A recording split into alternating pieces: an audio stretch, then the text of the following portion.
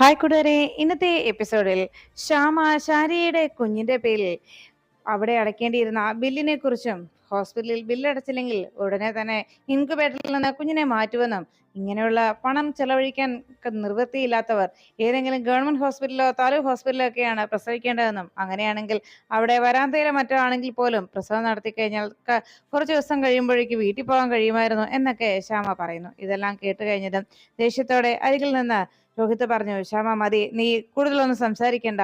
അപ്പോഴേക്കും അടുത്തിരുന്ന് സങ്കടത്തോടെ ശാരിക പറഞ്ഞു, അച്ഛാ, എന്റെ കയ്യിൽ ഒന്നും തന്നെയില്ല.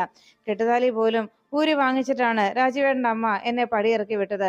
ഇനി ഞാൻ എന്തു ചെയ്യും? ആരോരുമില്ലാത്തവർക്ക് ഈശ്വരൻ തുണയുണ്ടെന്ന് പറഞ്ഞിട്ടും എനിക്കും കുഞ്ഞിനുമായി ഇവിടെ അങ്ങനെ ഒരു സഹായം പോലും ഇല്ലല്ലോ എന്ന് പറഞ്ഞ് സങ്കടപ്പെടുമ്പോഴേക്കും ഗോപാലകൃഷ്ണൻ പറഞ്ഞു, മോളെ, നീ വിഷമിക്കാതെ, പണം നമുക്ക് എങ്ങനെയെങ്കിലും കണ്ടെത്താം എന്ന് പറഞ്ഞപ്പോ അച്ഛാ, ഞാനും എൻ്റെ മോളും ഒരു ബാധ്യതയായല്ലേ എന്ന് ചോദിച്ചു. അപ്പോഴേക്കും അടുത്ത് നിന്ന് ശ്യാമയോട് ഗോപാലകൃഷ്ണൻ ചോദിച്ചു, ശ്യാമേ, വീടിന്റെ ആധാരം എവിടെയായിരിക്കുന്നത് എന്ന് ചോദിച്ചപ്പോഴേക്കും ആധാരം ഒന്നുമില്ല. അല്ല, ഇനിയിപ്പം അതും കൂടി പണയപ്പെടുത്താനാണോ അച്ഛന്റെ തീരുമാനം എന്ന് ചോദിച്ചപ്പോഴേക്കും ഗോപാലകൃഷ്ണൻ പറഞ്ഞു, ശ്യാമേ, നീ കൂടുതൽ കാര്യങ്ങളൊന്നും ചിന്തിക്കേണ്ടതില്ല. നിന്നോട് ഞാൻ ചോദിച്ചതിന് മറുപടി പറഞ്ഞാൽ മതി. ഇനി ഈ കുഞ്ഞിന്റെ കാര്യത്തിൽ എന്തെങ്കിലും ഒരു സംസാരം നിന്റെ ഭാഗത്തു നിന്നുണ്ടായാൽ എന്റെ സ്വഭാവം ഇങ്ങനെ ആയിരിക്കില്ല. മേലാൽ ആ കൊച്ചിനെ കുറിച്ച് മോശം വാക്ക് നിന്റെ നാവിൽ നിന്നുണ്ടായി പോയേക്കരുത് എന്ന് പറഞ്ഞു. അത് കേട്ടതും ഉടനെ തന്നെ ഗോപാലകൃഷ്ണൻ അങ്ങനെ പറഞ്ഞപ്പോ ശ്യാമ പറഞ്ഞു, അച്ഛാ, ഇനിയിപ്പോ എന്താ പോംവഴി എന്ന് ശാരികയും രോഹിതും ചോദിച്ചപ്പോഴേക്കും ഗോപാലകൃഷ്ണൻ പറഞ്ഞു, ഞാൻ എന്തെങ്കിലും പോംവഴി കണ്ടെത്തിക്കോളാം. അപ്പോഴാണ് അടുത്ത് നിന്ന് രോഹിത് പറഞ്ഞത്, അതെ, ശാലിനിയെ ഒന്ന് വിളിച്ചു പറഞ്ഞാൽ തീരാവുന്ന പ്രശ്നം ഇതുള്ളൂ എന്ന് പറഞ്ഞതും, അത് വേണ്ട, അവളുടെ സഹായം ഒന്നും വാങ്ങിക്കണ്ട. അല്ലെങ്കിലും എന്റെ പെൺമക്കളുടെ ഭാഗത്ത് നിന്ന്, എന്റെ മക്കളുടെ ഭാഗത്ത് നിന്ന് ഇപ്പോ കണക്ക് പറച്ചില് ഏറെ വന്നുകൊണ്ടിരിക്കുക.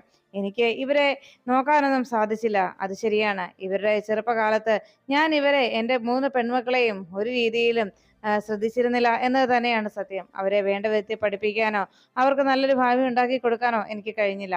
അതുകൊണ്ട് ഈ കുഞ്ഞിനെയെങ്കിലും എനിക്ക് നല്ല രീതിയിൽ വളർത്തണം. അത് ഇവരോട് ഞാൻ ചെയ്തു പോയതിന്റെ ഒരു പ്രായശ്ചിത്തമാണ്.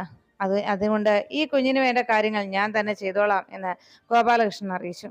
എൻ്റെ ശാരദയാണെങ്കിൽ അവളുടെ പ്രസവത്തിനുള്ള പണം പോലും അവൾ സ്വയം കണ്ടെത്തിയാണ് പ്രസവത്തിനായിട്ട് പോയത് പോലും. അവൾക്ക് ആ സമയത്ത് പോലും ഞാനൊരു സഹായം ചെയ്തിരുന്നില്ല. അവളുണ്ടായിരുന്നെങ്കിൽ ഇങ്ങനെയൊന്നും ആകുമായിരുന്നില്ല. എല്ലാം ഭംഗിയായി തന്നെ അവൾ നോക്കിയും കണ്ടും ചെയ്യുമായിരുന്നു എന്ന് പറഞ്ഞ് ഗോപാലകൃഷ്ണൻ, ഞാനേ ഒരിടം വരെ പോവാം. ഒരിടത്ത് ഞാൻ ചെന്ന് ചോദിച്ചാൽ എനിക്ക് പണം കിട്ടും. ഞാൻ അവിടെ ചോദിച്ചു കഴിഞ്ഞാൽ തീർച്ചയായിട്ടും അവർ പണം തരികയും ചെയ്യും, എനിക്ക് ഉറപ്പാണ്. അതുകൊണ്ട് ഞാൻ അങ്ങോട്ട് പോവാ എന്ന് പറഞ്ഞ് വേഗം തന്നെ ഗോപാലകൃഷ്ണൻ അവിടെ നിന്ന് ഇറങ്ങി. ഇത് കണ്ടതും ശ്യാമ ഇപ്പൊ കിട്ടുമെന്നുള്ള ഭാവത്തിൽ തല കുലുക്കിക്കൊണ്ട് അങ്ങനെ ഇരിക്കുമ്പോഴേക്കും ശാരദാമ്മ ഓരോ കാര്യങ്ങൾ ഓർത്ത് ആകെ വേദനയോടെ അങ്ങനെ ഇരിക്കുകയായിരുന്നു. അതിനുശേഷമാണ് ശാലിനി ശിവന്റെ വീട്ടിൽ നിന്ന് യാത്ര പറഞ്ഞ് ഇറങ്ങുന്നത്. പിറന്നാൾ സദ്യയൊക്കെയുണ്ട്. അവിടെ നിന്ന് ഇറങ്ങുന്ന ശാലിനിയോട് ശിവന്റെ അമ്മ പറഞ്ഞു, അതെ, ഇന്ന് വലിയ സന്തോഷമുണ്ട് മോളെ. ഇന്നത്തെ ഈ ദിവസം മോള് അപ്രതീക്ഷിതമായിട്ടാണെങ്കിലും ഇവിടെ പിറന്നാൾ സദ്യ ഉണ്ണാനായിട്ട് എത്തിച്ചേർന്നല്ലോ. അത് കേട്ടതും ഉടനെ തന്നെ ശാലിനി പറഞ്ഞു, ഞാന് പിറന്നാളിന്റെ കാര്യമൊന്നും അറിഞ്ഞിട്ട് വന്നതല്ല. ഉടനെ തന്നെ ഒരു യാത്രയുണ്ട്. ആ യാത്രയുടെ കാര്യം ശിവനോട് സംസാരിക്കാനായിട്ട് ഞാൻ വന്നതാണ് എന്ന് ശാലിനി അറിയിച്ചു. എന്തായാലും ഇങ്ങനെ ഒരു നല്ല നിമിഷത്തിൽ പങ്കുചേരാൻ കഴിഞ്ഞതിൽ എനിക്കും വലിയ സന്തോഷമുണ്ട് എന്ന് പറഞ്ഞപ്പോ നിർമ്മല പറഞ്ഞു, ഞാൻ ഇവരുടെ അച്ഛൻ അറിയാതെയാണ് വന്നിരിക്കുന്നത്. ഞാനിവിടെ വന്നു എന്നുള്ള കാര്യം അറിഞ്ഞു കഴിഞ്ഞാൽ ചിലപ്പോ എന്നെ കൊല വിളിച്ചേക്കും. അത് മതി. എന്തായാലും എനിക്ക് എന്റെ മക്കളെ ഇല്ല, വേണ്ടെന്ന് വെച്ച് പോകാനാവില്ലല്ലോ. എനിക്ക് എന്റെ മക്കളെ കണ്ടില്ലെന്ന് നടിക്കാനും ആവില്ല എന്ന് പറഞ്ഞ് നിർമ്മല വിവരങ്ങൾ പറയുമ്പോഴേക്കും, അറിയാവല്ലോ അവരുടെ അച്ഛന്റെ സ്വഭാവം എന്ന് പറഞ്ഞപ്പോ, എന്നാ ശരിയമ്മേ, ഞാൻ ഇറങ്ങട്ടെ എന്ന് പറഞ്ഞ് ശാലിനി യാത്ര പറഞ്ഞ് ഇറങ്ങുന്നു. ശാലിനി പുറത്തേക്ക് ഇറങ്ങിയതും ഉടൻ തന്നെ വണ്ടിയിലേക്ക് കയറാനായിട്ട് ശാലിനി കാറിനരികിലേക്ക് ചെന്നപ്പോഴേക്കും പെട്ടെന്ന് ശിവൻ വേഗം അവിടെ നിന്ന് ശാലിനി എന്ന് വിളിച്ചു. ഡോറ് തുറന്നതോടെ കയറാൻ തുടങ്ങിയ ശാലിനി എന്തോ കാര്യം എന്നുള്ള രീതിയിൽ പെട്ടെന്ന് ഡോർ അടച്ചിട്ട് ശിവന്റെ അരികിലേക്ക് ചെന്നു. അപ്പോഴേക്കും ശിവൻ ശാലിനിക്കരികിൽ എത്തിയിട്ട് ചോദിച്ചു, എന്തോ യാത്രയുണ്ടെന്ന് പറഞ്ഞിരുന്നല്ലോ, എങ്ങോട്ടാണ്? അതിനെക്കുറിച്ച് കൂടുതലൊന്നും പറഞ്ഞില്ലല്ലോ എന്ന് പറഞ്ഞപ്പോഴേക്കും ശാലിനി പറഞ്ഞു, അതെ, വിഷ്ണുവേട്ടന്റെ ഡെത്ത് സർട്ടിഫിക്കറ്റ് വാങ്ങിക്കാനായിട്ട് മധുരൈ വരെ ഞാനും രേഷ്മയും പോകുന്നുണ്ട്. കൂടെ ശിവനും കൂടി ഉണ്ടാവണം. അത് പറയാനാ വന്നത് എന്ന് പറഞ്ഞ്, ശിവന് സൗകര്യം ഉണ്ടാവുമല്ലോ അല്ലേ എന്ന് ചോദിച്ചപ്പോഴേക്കും ശിവൻ, അതെന്താ, എപ്പോഴാണേലും വരാം, അതിന് പ്രശ്നമൊന്നുമില്ല എന്ന് ശിവൻ അറിയിച്ചു. അപ്പോഴേക്കും ശാലിനി പറഞ്ഞു, വിഷ്ണുവിന്റെ ഡെത്ത് സർട്ടിഫിക്കറ്റ് അത് വിഷ്ണുവേട്ടന് വേണ്ടി വിഷ്ണുവേട്ടൻ ഒരു ഇൻഷുറൻസ് എടുത്തിട്ടുണ്ടായിരുന്നു, അതിന്റെ ക്ലെയിം ആയി. അതിനു വേണ്ടിയാണ് ആ പണം ഉപയോഗിച്ച് മറ്റൊരു നല്ലൊരു പ്രവൃത്തി ചെയ്യണം, ഒരു കുട്ടിക്ക് ഒരു വീടുണ്ടാക്കി കൊടുക്കണം, അതിനു വേണ്ടിയാണ് ആ പണം ഉപകരിക്കാൻ പോകുന്നത്. അപ്പോൾ അക്കാര്യത്തിനായിട്ട് പോകാനാണ് ഇപ്പോൾ ഡെത്ത് സർട്ടിഫിക്കറ്റ് ആവശ്യം. പിന്നെ എന്തെന്ന് വെച്ചാൽ വീട്ടിൽ ഇക്കാര്യം ഇതുവരെയായിട്ടും പറഞ്ഞിട്ടില്ല, അതുകൊണ്ട് ഇത് വളരെ രഹസ്യമായിരിക്കണം. നമ്മുടെ ഈ യാത്ര മറ്റെന്തെങ്കിലും പേര് പറഞ്ഞിട്ടാവും പോവുക. ഇക്കാര്യം വ്യക്തമായിട്ട് വീട്ടിൽ പറയാൻ കഴിയില്ലല്ലോ, അതുകൊണ്ട് മറ്റെന്തെങ്കിലും കള്ളം പറഞ്ഞു വേണം യാത്ര പുറപ്പെടാനായിട്ട്. പിന്നെ അറിയാവല്ലോ, വിഷ്ണുവിന്റെ കാര്യം ഇതുവരെ എനിക്ക് വീട്ടിൽ പറയാൻ കഴിഞ്ഞിട്ടില്ല. പലപ്പോഴും പല സാഹചര്യത്തിലും അത് തുറന്നു പറയണമെന്ന് തോന്നിയിട്ടുള്ളതുമാണ്. എന്നാൽ അതിനുശേഷം എന്താ സംഭവിക്കുക എന്നത് ശിവൻ അറിയാവല്ലോ. ഇപ്പോ അച്ഛന്റെ അവസ്ഥ എങ്ങനെയുള്ളതാണെന്ന് ശിവൻ നേരിട്ട് അറിയാവുന്നതല്ലേ. എങ്ങനെ വീട്ടിൽ പിന്നെ ഏത് രീതിയിലാണ് ആ കുടുംബത്തെ പ്രതികരണം ഉണ്ടാവുകയെന്നും എന്തായിരിക്കും അവിടുത്തെ സ്ഥിതിയെന്നും എനിക്കറിയില്ല. അതുകൊണ്ടാണ് ഇക്കാര്യം പറയാനുള്ള ധൈര്യം എനിക്കില്ലാത്തതുകൊണ്ട് ഇപ്പോൾ മനഃപൂർവ്വം മറച്ചു വെച്ചിരിക്കുന്നത് എന്ന് ശാലിനി അറിയിച്ചപ്പോൾ ശിവൻ പറഞ്ഞു, ശാലിനി എങ്കിലും പിന്നീട് ഇത് പറയുമ്പോഴേക്കും ഇത്രയും നാളും ഇത് മറച്ചു വെച്ചതിന്റെ പേരിൽ ചിലപ്പോൾ ഒറ്റപ്പെട്ടു പോയേക്കും, ഇക്കാര്യം ഇത്രയും നാൾ മറച്ചു വെച്ചതിന്റെ പേരിൽ കുറ്റക്കാരിയായി നിൽക്കേണ്ടിയും വന്നേക്കും എന്ന് പറഞ്ഞപ്പോൾ ശാലിനി പറഞ്ഞു, അങ്ങനെ ഒരു ദിവസം മുൻകൂട്ടി കണ്ടു തന്നെയാണ് ഞാൻ ഈ ജീവിതം മുന്നോട്ട് കൊണ്ടുപോകുന്നത് എന്നറിയിച്ചപ്പോൾ ശിവൻ പറഞ്ഞു, എന്തായാലും എന്റെ നാവിൽ നിന്ന് ഒരു കാര്യവും ആരും അറിയാൻ പോകുന്നില്ല. എന്നാ പോകുന്നതെന്ന് വെച്ചാൽ പറഞ്ഞാൽ മതി, ഞാൻ വന്നോളാം എന്ന് ശിവൻ അറിയിച്ചതോടെ ശാലിനി പറഞ്ഞു, ഞാനും ആകെ മടുത്തു. വിഷ്ണുവേട്ടന്റെ കാര്യം എല്ലാവരോടും തുറന്നു പറയാൻ പലപ്പോഴും ഞാൻ അതിനായിട്ട് തയ്യാറെടുത്തതാണ്. പക്ഷേ അക്കാര്യം തുറന്നു പറയാനുള്ള ധൈര്യം ഇല്ലാതിരുന്നത് കൊണ്ട് മാത്രമാണ് പറയാൻ സാധിക്കാതെ പോയത്. എന്തായാലും ഇത് മറ്റാരും തന്നെ അറിയരുത് എന്ന് പറഞ്ഞപ്പോ, ഇല്ല ശാലിനി, ഞാനായിട്ട് ആരോടും പറയില്ല എന്ന് ശിവൻ ഉറപ്പ് നൽകി. എന്നാ ശരി, ഞാൻ ഇറങ്ങട്ടെ എന്ന് പറഞ്ഞ് ശാലിനി യാത്ര പറഞ്ഞ് കാറിലേക്ക് കയറാൻ തുടങ്ങുമ്പോഴേക്കും അവിടെ സിറ്റൗട്ടിൽ നിന്ന് നിർമ്മലയും റാണിയും ചന്ദ്രയുമൊക്കെ ഈ കാഴ്ച കണ്ടുകൊണ്ട് നോക്കിയിരുന്നു. ശിവൻ ശാലിനിയെ യാത്ര അയച്ചിട്ട് അവിടെ നിൽക്കുമ്പോഴേക്കും നിർമ്മലയ്ക്ക് ശാലിനിയും ശിവനും തമ്മിലുള്ള സംസാരവും ശാലിനിയെ യാത്ര അയക്കുന്നതും അത്രയ്ക്ക് ഇഷ്ടപ്പെടാത്ത രീതിയിൽ നിർമ്മല ഒന്ന് ശിവനെ നോക്കി. നിർമ്മല അകത്തേക്ക് കയറിപ്പോയതും ശിവൻ വീണ്ടും അവരുടെ അപ്പോഴത്തെ ആ നോട്ടവും ഒക്കെ ഓർത്തുകൊണ്ട് ശിവനാകെ സംശയപ്പെട്ട് അങ്ങനെ നിൽക്കുകയായിരുന്നു. അപ്പോഴാണ് ശ്യാമ കുടുംബശ്രീ ഹോട്ടലിലേക്ക് എത്തിയത്.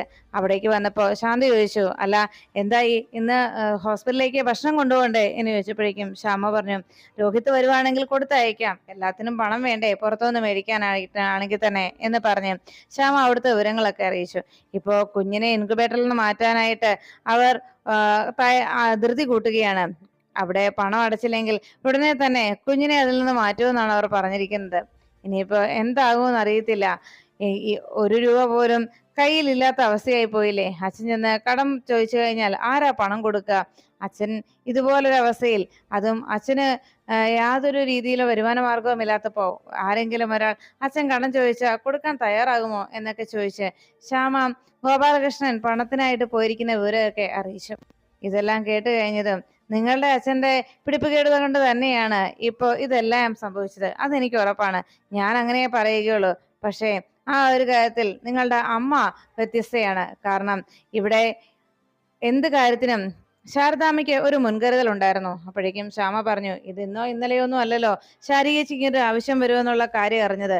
അപ്പോ നേരത്തെ തന്നെ അതിന് കരുതി കൂട്ടി എന്തെങ്കിലും കണ്ടെത്തി വെക്കേണ്ടതായിരുന്നു എന്ന് പറഞ്ഞപ്പോ ശാന്ത പറഞ്ഞു, ശാരദാമ്മയെ ശാരികയ്ക്ക് വേണ്ടി നേരത്തെ തന്നെ നന്നായി കണക്കുകൂട്ടൽ നടത്തിയിരുന്നു, അതുകൊണ്ട് ആ പാവം മുൻപേ തന്നെ ചിട്ടിയും ഒക്കെ കൂടിയിട്ടുണ്ടായിരുന്നു. ഇവിടെ സീമ ചേച്ചിയുടെ കൂടെ ചിട്ടി കൂടി ആ ചിട്ടി വട്ടമെത്തുകയും ചെയ്തു.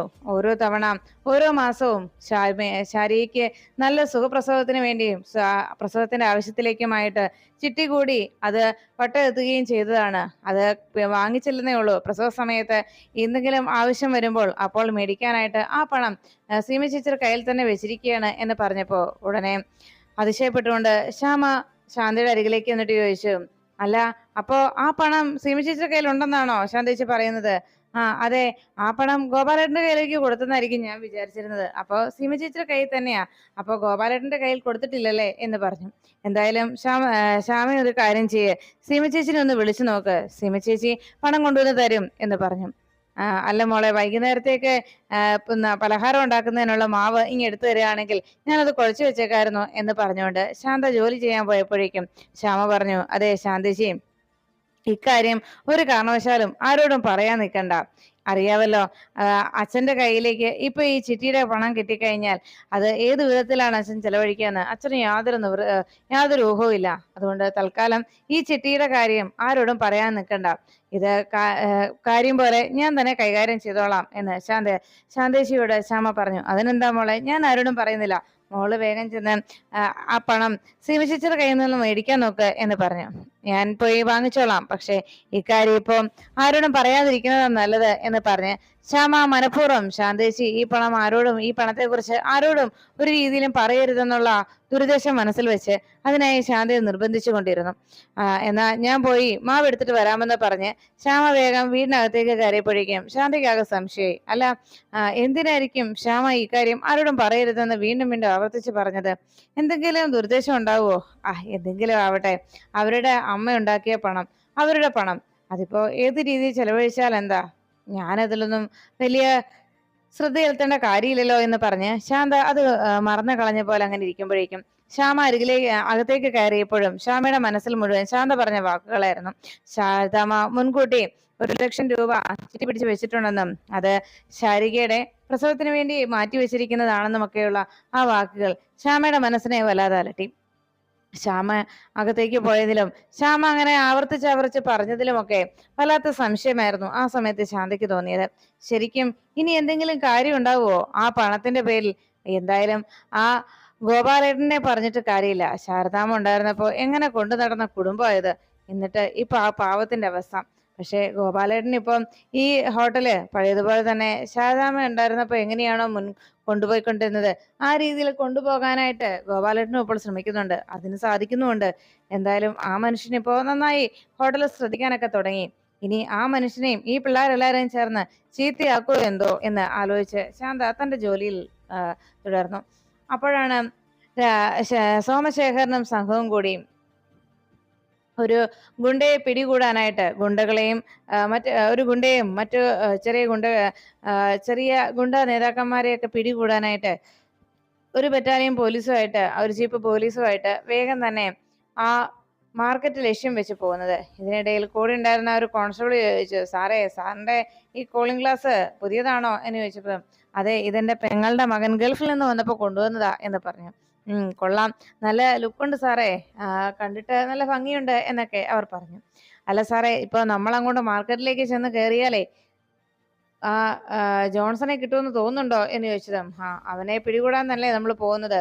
അവൻ ആള് വീരനാന്നൊക്കെ എനിക്കും അറിയാം. പക്ഷെ നമ്മള് അങ്ങനെ പറഞ്ഞ് മാറി നിന്നാലേ അവൻ നമ്മുടെ സ്റ്റേഷനിലേക്ക് വന്ന് കയറില്ലല്ലോ. അതുകൊണ്ട് ഏത് വിധേനയും അവനെ പിടികൂടിയേ തീരും. നിങ്ങള് കട്ടയ്ക്ക് എന്റെ കൂടെ നിൽക്കണം കേട്ടോ. ഞാൻ എന്തായാലും നേരിട്ട് അങ്ങ് മാർക്കറ്റിൽ ചെന്ന് കയറാൻ തന്നെ തീരുമാനിച്ചു.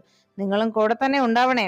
മാർക്കറ്റിൽ ഞാൻ ചെന്ന് കയറി കഴിയുമ്പോഴേക്കും നിങ്ങളും ഒപ്പം വന്ന് നിൽക്കണം. അല്ലെങ്കിൽ അത് പ്രശ്നമാ. അതുകൊണ്ട് ചിലപ്പോ എന്റെ കൂടെ വന്നവന്മാർക്കായിരിക്കും പിന്നീട് സർവീസിൽ ഇരിക്കാനുള്ള യോഗ്യത ഉണ്ടാവുക. പറഞ്ഞില്ലെന്ന് വേണ്ട എന്ന് പറഞ്ഞ് പോലീസുകാരെ ഭീഷണിപ്പെടുത്തിക്കൊണ്ട് സോമശേഖരൻ ആ ജീപ്പുമായി മുന്നോട്ട് പോകുമ്പോൾ പെട്ടെന്ന് പോലീസ് ജീപ്പിന് മുന്നിലേക്ക് മറ്റൊരു കറുത്ത താറ് വന്നു നിന്നു.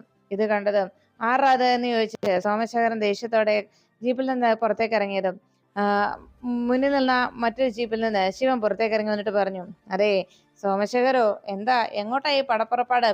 അല്ല, നിങ്ങൾ പോകുന്നത് ആ ജോൺസണെയും സംഘത്തെയും പിടിക്കാനാണെന്ന് എനിക്കറിയാം. പക്ഷേ അവന്മാരൊന്നും മാർക്കറ്റിലില്ല, മറിച്ച് അവരുണ്ട് ആ മുട്ടമ്പലം പാലത്തിന് താഴെയായിട്ട്. അവനും മറ്റു കുറെ ടീമുകളും നിങ്ങളെ സ്കെച്ച് ചെയ്ത് തന്നെ ഇരിക്കുക. അപ്പോൾ അങ്ങ് ചെന്ന് കയറി കൊടുത്തോ. പിന്നെ ഈ യൂണിഫോം ഇടാനായിട്ട് തല കണ്ടില്ലെന്നേ വരുള്ളൂ. ഇവിടെയുള്ള എല്ലാവരോടും കൂടി പറയുന്ന കാര്യമാണ്. അതുകൊണ്ട് മര്യാദയ്ക്കാണെങ്കിൽ നിങ്ങൾക്ക് ഇവിടെ ജീവിച്ചു പോകാം. പിന്നെ തന്നോട് ഇക്കാര്യം ഞാൻ വന്ന് പറയുന്നത് എന്തിനാണെന്നറിയാവോ? തന്റെ ഈ ബോഡി ഉണ്ടല്ലോ, ഇത് നമ്മൾ തമ്മിൽ ഒരു വാക്കുണ്ടായിരുന്നല്ലോ. ആ വാക്കിന്റെ അടിസ്ഥാനത്തിൽ ഈ ശിവൻ വരെ പറഞ്ഞിട്ടിരിക്കുന്നതാണ് ഈ ബോഡി. അപ്പൊ പിന്നെ പെട്ടെന്ന് ഇതങ്ങ് ഇല്ലാതായാൽ ഞാൻ പിന്നെ എന്ത് ചെയ്യും? അതുകൊണ്ടാണ് ഇപ്പൊ ഇങ്ങനെ ഒരു മുന്നറിയിപ്പ് നൽകിയത്. അതെ, നിങ്ങളുടെ സ്നേഹക്കൂടുതൽ കൊണ്ടല്ല, നമ്മൾ തമ്മിലൊരു അങ്ങനെ ഒരു ഇരിപ്പുവശം ഉണ്ടായത് കൊണ്ട് മാത്രം. പിന്നെ ഒരു കാര്യം പറയാം സോമശേഖര, വെറുതെ ഈ 3-4 പോലീസുകാരെയും കൂട്ടി നേരെ ആ മാർഗത്തിൽ ചെന്ന് കയറിയാലുണ്ടല്ലോ, പിന്നെ തിരിച്ച് വീട്ടിലേക്കോ കുടുംബത്തിലേക്കോ ഒരു മടക്കയാത്രയില്ല എന്ന കാര്യം നന്നായി ഓർത്തു വയ്ക്കുന്നത് നന്നായിരിക്കും എന്ന് ഒരു മുന്നറിയിപ്പ് ശിവൻ കൊടുത്തു. ഇനി അഥവാ ഏറ്റുമുട്ടി ചാകാനാണ് പോകുന്നതെങ്കിലേ ഇതാ മുഖത്തിരിക്കുന്ന ഈ കൂളിംഗ് ഗ്ലാസ് ചത്ത് കിടക്കുമ്പോഴും ചമഞ്ഞു കിടക്കണമെന്നാണ് പഴമക്കാർ പറയാറുള്ളത്. പക്ഷേ ഇവിടെ താൻ ചത്ത് കിടക്കുമ്പോൾ തനിക്ക് ഭംഗിക്ക് വേണ്ടി ഈ കൂളിംഗ് ഗ്ലാസ് മുഖത്തിരിക്കണ്ട എന്ന് പറഞ്ഞ് സോമശേഖരന്റെ മുഖത്തിരിക്കുന്ന ആ കൂളിംഗ് ഗ്ലാസ് പിടിച്ചു വാങ്ങുകയാണ് ശിവൻ. ഇത് കണ്ടതും സോമശേഖരൻ ഡാ എന്ന് പറഞ്ഞ് ദേഷ്യത്തോടെ ശിവൻ നേരെ തിരിഞ്ഞതും ശിവൻ പറഞ്ഞു, വേണ്ട, ഇതിനേക്കാളും നല്ല വിലയുള്ള കൂളിംഗ് ഗ്ലാസ്, അതാണ് ആ റേബൺ ഗ്ലാസ് ആണ് താൻ അന്ന് അവിടെ വെച്ച് തൻ്റെ കലിപ്പ് തീർക്കാനായിട്ട് ചവിട്ടി പൊട്ടിച്ച് കളഞ്ഞത്. എന്നാലേ അതിന് പകരമാണ് ഇതൊന്ന് കരുതിയാൽ മതി. ഇനിയും തനിക്ക് അങ്ങനെ എങ്ങാനും തോന്നിയാലേ ഇതങ്ങ് ചവിട്ടി പൊട്ടിക്കുമ്പോൾ മനസ്സിലാക്കാലോ സ്വന്തം സാധനമാണ് എന്ന്. അങ്ങനെ ഒരു തോന്നലെങ്കിലും മനസ്സിലുണ്ടാവുമല്ലോ എന്ന് ശിവൻ അറിയിച്ചു. അങ്ങനെ പറഞ്ഞുകൊണ്ട് ആ റേബൺ ഗ്ലാസ് എടുത്ത് തൻ്റെ കണ്ണിൽ വെച്ചിട്ട് ശിവൻ സോമശേഖരനോട് പറഞ്ഞു, അതെ, ഈ ബോഡി ഉണ്ടല്ലോ, ഇത് ശിവൻ വില പറഞ്ഞുറപ്പിച്ച് വെച്ചിരിക്കുന്നതാ. അതുകൊണ്ട് ഇതിൽ വേറെ ചളുക്ക് പിള്ളേരാരും പണി പഠിക്കാനായിട്ട് നോക്കണ്ട. അതുകൊണ്ടാണ് നേരത്തെ വന്ന് ഞാൻ ഇക്കാര്യം പറഞ്ഞിരിക്കുന്നത്. പിന്നെ തനിക്ക് തിരിച്ചടി തരാനായിട്ട് അതിപ്പോൾ ഞാൻ തയ്യാറാകാത്തത് പലർക്കും കുറേ ആളുകൾക്ക് ഞാൻ വാക്ക് കൊടുത്തിട്ടുണ്ട്. അതുകൊണ്ട് പലർക്കും ഞാൻ കൊടുത്ത വാക്ക് പാലിക്കേണ്ടത് കൊണ്ട് മാത്രം തൽക്കാലം തന്നെ ഞാൻ വെറുതെ വിടുന്നത്. എന്നാലും താൻ എപ്പോഴെങ്കിലും ഈ യൂണിഫോം അഴിച്ചു വിട്ട് വീട്ടിലിരിക്കുന്ന ഒരു അവസരം ഉണ്ടാവുമല്ലോ, അന്ന് തനിക്കുള്ളത് ഞാൻ തന്നിരിക്കും എന്ന് പറഞ്ഞ് ശിവൻ അവിടെ നിന്ന് പോകുന്നു. ഉടനെ സോമശേഖരൻ കൂടെ വന്ന പോലീസുകാരോട് ഇനി എന്ത് ചെയ്യുമെന്ന് ചോദിച്ചപ്പോഴേക്കും, ആ സാറേ, എന്തായാലും ഇത്രയൊക്കെ കേട്ട സ്ഥിതിക്ക് നമുക്ക് പോകണ്ട എന്ന് പറഞ്ഞ് അവർ അവിടെ നിന്ന് തിരിച്ചു പോകുന്നു. അതിനുശേഷം ഗോപാലകൃഷ്ണൻ സത്യാമ്മയുടെ വീട്ടുമുറ്റത്തേക്ക് ഒരു ഓട്ടോയിൽ വന്നിറങ്ങി. ഗോപാലകൃഷ്ണനെ കണ്ടതും പിള്ളച്ചേട്ടൻ പെട്ടെന്ന് അതിശയത്തോടെ ചോദിച്ചു, ആഹാ, ഇത് ഗോപാലകൃഷ്ണൻ സാറല്ലേ, അകത്തേക്ക് കയറുക സാറേ എന്ന് പറഞ്ഞ് ഗോപാലകൃഷ്ണനെ വളരെ സ്നേഹത്തോടെ പിള്ളച്ചേട്ടൻ അകത്തേക്ക് ക്ഷണിച്ചു. അപ്പോഴേക്കും ഗോപാലകൃഷ്ണൻ പറഞ്ഞു, അത് വേണ്ട. ഉടനെ ഗോപാലകൃഷ്ണനോട് പിള്ളച്ചേട്ടൻ പറഞ്ഞു, അതെ, ശാലിനിക്കുഞ്ഞ് വന്നിട്ടില്ല കേട്ടോ, വരാൻ സമയമാകുന്നേ ഉള്ളൂ എന്ന് പറഞ്ഞപ്പോൾ, ഞാൻ ശാലിനിയെ കാണാൻ വന്നതല്ല, സത്യാമ്മയില്ലേ ഇവിടെ എന്ന് ചോദിച്ചു. ഉണ്ടല്ലോ, അകത്തേക്ക് കയറുക ഗോപാലൻ സാറേ എന്ന് പറഞ്ഞ് ഗോപാലകൃഷ്ണനെ വീണ്ടും വിളിച്ചപ്പോഴേക്കും പിള്ളയോട് വേണ്ട എന്ന് പറഞ്ഞിട്ട് താൻ ഇവിടെ ഇരുന്നോളാമെന്ന് പറഞ്ഞ് ആ ചാവടിയിൽ തന്നെ ഇരിക്കുകയാണ് ഗോപാലകൃഷ്ണൻ. അപ്പോഴേക്കും പിള്ള അകത്തേക്ക് കയറി ചെല്ലുമ്പോൾ സത്യാമ്മ ശബ്ദം കേട്ട് പുറത്തേക്ക് ഇറങ്ങി വന്ന് ചോദിച്ചു, ആരാ പിള്ളേ, ആരാ വന്നത്? ഉടനെ പിള്ളച്ചേട്ടൻ പറഞ്ഞു, അത് നമ്മുടെ ശാലിനിക്കുഞ്ഞിന്റെ അച്ഛനാ ഗോപാലകൃഷ്ണൻ സാറ് എന്ന് പറഞ്ഞതും, ആഹാ, ഗോപാലനോ, എന്നിട്ടെന്താ അകത്തേക്ക് വിളിക്കാത്തത് എന്ന് പറഞ്ഞ് വേഗം പുറത്തേക്ക് ഇറങ്ങി ചെല്ലുകയാണ് സത്യാമ്മ. ഉടനെ ഗോപാലകൃഷ്ണൻ സത്യാമ്മയെ കണ്ടതും വളരെ ബഹുമാനത്തോടെ ചാടി എഴുന്നേറ്റതും ഗോപാലകൃഷ്ണനോട് സത്യാമ്മ പറഞ്ഞു, ഇതെന്താ ഗോപാലകൃഷ്ണൻ ഇവിടെ ഇരിക്കുന്നത്, അകത്തേക്ക് കയറി വാ, ശാലിനി വന്നിട്ടില്ല, വരാൻ നേരാവുന്നതേ ഉള്ളൂ എന്ന് പറഞ്ഞപ്പോൾ, ഞാൻ ശാലിനിയെ കാണാൻ വേണ്ടി വന്നതല്ല സത്യാമ്മ എന്ന് പറഞ്ഞു. എന്തിനാണെങ്കിലും ശരി, അകത്തേക്ക് കയറി വാ ഗോപാലകൃഷ്ണ എന്ന് പറഞ്ഞ് ഗോപാലകൃഷ്ണനെ അകത്തേക്ക് കൂട്ടിക്കൊണ്ടു പോന്നു. അകത്ത് വന്നിരുന്നതിന് ശേഷം ഗോപാലകൃഷ്ണന് സത്യാമ്മയോട് പറഞ്ഞു, അത് പിന്നെ ഞാൻ വന്നതേ ഒരു പ്രധാനപ്പെട്ട കാര്യം സത്യാമ്മയോട് ചോദിക്കാൻ വേണ്ടിയാ എന്ന് പറഞ്ഞതും രാഘവൻ നായർ ഓടേക്ക് വന്നെത്തി. ആഹാ, ഗോപാലകൃഷ്ണനോ, എന്തുണ്ട് വിശേഷം എന്നൊക്കെ ചോദിച്ചപ്പോൾ ഗോപാലകൃഷ്ണനെ കണ്ടിട്ട് സത്യാമ്മ പറഞ്ഞു, അതെ പൊന്നി, ഒരു ഗ്ലാസ് ചായ എടുക്ക പൊന്നി എന്ന് പറഞ്ഞതും ഗോപാലകൃഷ്ണൻ പറഞ്ഞു, ചായ ഒന്നും വേണ്ട, ഞാനിപ്പോൾ കുടിച്ചിട്ട് വന്നേ ഉള്ളൂ, ഞാൻ വന്നത് വേറൊരു കാര്യം പറയാനാ, ഒരു സഹായത്തിന് വേണ്ടിയാ എന്ന് പറഞ്ഞപ്പം, എന്താണ്, എന്ത് കാര്യമാണെങ്കിലും അത് പറഞ്ഞാലല്ലേ മനസ്സിലാവൂ ഗോപാലകൃഷ്ണ, കാര്യം തുറന്നു പറ എന്ന് പറഞ്ഞപ്പോൾ ഗോപാലകൃഷ്ണൻ പറഞ്ഞു, എൻ്റെ മൂത്ത മകൾ ശാരിക പ്രസവിച്ചിരിക്കുകയാണ്. കുഞ്ഞിക്ക് ചില ആരോഗ്യ പ്രശ്നങ്ങൾ ഉള്ളത് കൊണ്ട് കുഞ്ഞിനെ ഹോസ്പിറ്റലില് അവിടെ ഇൻക്യുബേറ്ററിലാണ് കുഞ്ഞിനെ കിടത്തിയിരിക്കുന്നത് എന്നറിയിച്ചു. ഇത് എന്താ ഗോപാലകൃഷ്ണ, എന്താ ഇപ്പൊ പ്രശ്നം എന്ന് ചോദിച്ചപ്പോഴേക്കും ശാലിനി അപ്പോഴേക്കും ഓഫീസിൽ നിന്ന് മടങ്ങി വീട്ടിലേക്ക് എത്തിക്കഴിഞ്ഞിരുന്നു. ശാലിനി കാറിൽ നിന്നിറങ്ങി വേഗം അകത്തേക്ക് കയറി വരുമ്പോഴാണ് ഗോപാലകൃഷ്ണൻ സത്യാമ്മയോട് ചോദിച്ചത്, സത്യാമ്മ, ഇപ്പോൾ ഇന്ന് ഹോസ്പിറ്റലിൽ നിന്ന് ബില്ല് തന്നു, 80,000 രൂപ അവിടെ അടയ്ക്കണമെന്ന്. കുഞ്ഞിനെ ആ ഇൻക്യുബേറ്ററിൽ കിടത്തിയിരിക്കുന്നത് കൊണ്ടാണ് ഇത്രയും ബില്ല്. അത് ചെയ്തില്ല എങ്കിൽ കുഞ്ഞിനെ ഇൻക്യുബേറ്ററിൽ നിന്ന് അവർ മാറ്റുകയും ചെയ്യും. അതുകൊണ്ട് എനിക്ക് കടമായിട്ട് ഒരു 80,000 രൂപ വേണം, കുറച്ച് പണം. അത് ഞാൻ തിരിച്ച് പലിശയടക്കം വീട്ടിക്കൊള്ളാം എന്ന് പറഞ്ഞപ്പോൾ സത്യാമ്മയും രാഘവൻ നായരും പരസ്പരം ഞെട്ടലോടെ നോക്കുമ്പോൾ പിള്ളച്ചേട്ടൻ മറ്റെല്ലാവരും ആകെ അതിശയപ്പെട്ടിരിക്കുമ്പോഴേക്കും ശാലിനി അവിടെ അകത്തേക്ക് കയറി വന്നതും ഗോപാലകൃഷ്ണൻ ശാരിക്ക് വേണ്ടി ആ പണം അതും കടമായി ആവശ്യപ്പെടുന്നത് കേട്ടാണ് ശാലിനി അകത്തേക്ക് കയറി വന്നത്. പെട്ടെന്ന് ആ അച്ഛൻ്റെ ആ ഒരവസ്ഥയും യാചനയും ഒക്കെ കേട്ട് നിന്ന് ശാലിനിയുടെ മനസ്സ് വല്ലാതെ പിടഞ്ഞു. വേദനയോടെ ശാലിനി അച്ഛാ എന്ന് ഉറക്കെ വിളിച്ചതും ഗോപാലകൃഷ്ണൻ ഞെട്ടലോടെ ശാലിനിയെ നോക്കി. ആ സമയത്ത് സത്യാമ്മയും രാഘവൻ നായരും ശാലിനി എന്ത് തീരുമാനമെടുക്കുമെന്നോ ഗോപാലകൃഷ്ണനോട് എന്ത് പറയണമെന്നോ അറിയാതെ ആശങ്കയോടെ അങ്ങനെ നോക്കുമ്പോഴേക്കും ഗോപാലകൃഷ്ണന് ആ പണം താൻ കൊടുക്കാമെന്നുള്ള തയ്യാറെടുപ്പിൽ ശാലിനി നിൽക്കുമ്പോൾ ഗോപാലകൃഷ്ണൻ പറഞ്ഞു, അത് വേണ്ട, എനിക്ക് എനിക്ക് ഇവിടെ നിന്ന് തന്നെ പണം തന്നാൽ മതി, ഞാനത് പലിശ സഹിതം വീട്ടിക്കോളാം എന്ന് പറഞ്ഞ് ഗോപാലകൃഷ്ണൻ സത്യാമ്മയുടെയും രാഘവൻ നായരുടെയും കയ്യിൽ നിന്ന് പണം വാങ്ങിക്കുന്നുള്ളൂ എന്നുള്ള തീരുമാനത്തിൽ ഉറച്ചു നിൽക്കുന്നു.